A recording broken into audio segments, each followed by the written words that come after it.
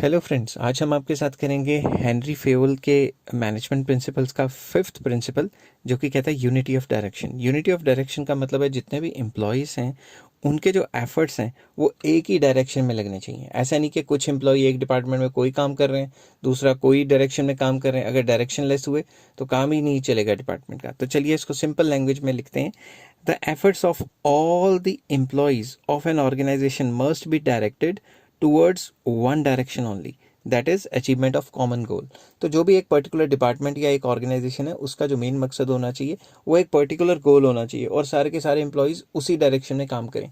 अगर unity of direction नहीं होगी, हर कोई अपनी मनमर्जी करेगा, तो फिर काम अच्छी तरीके से नहीं चलेगा।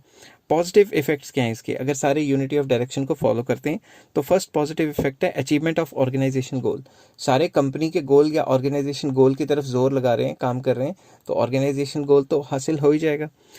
Efforts to all the employees got unified towards one direction.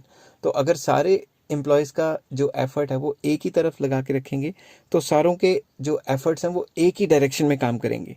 ठीक है, तो अगर उनके सॉरी एफर्ट्स को एक ही तरफ से यूनिफाइड किया जाए, यूनिफाइड मतलब मिला के आगे बढ़ाया जाए, तो कंपनी के जो गोल को हासिल करना बहुत आसान हो जाएगा और सारों की एक ही डायरेक्शन रहेगी। आई होप ये चीज़ें आपको समझ आ रही होंगी। नेक्स्ट आ जाता है इफ़ नॉट फॉलोड।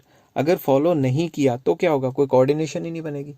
कुछ लोग कुछ तरीके से काम कर रहे हैं, कुछ लोग अपनी कर रहे हैं, मैनेजर्स अपनी कर रहे हैं, तो वन डायरेक्शन नहीं है तो वो तो सफ़र करेगी कंपनी।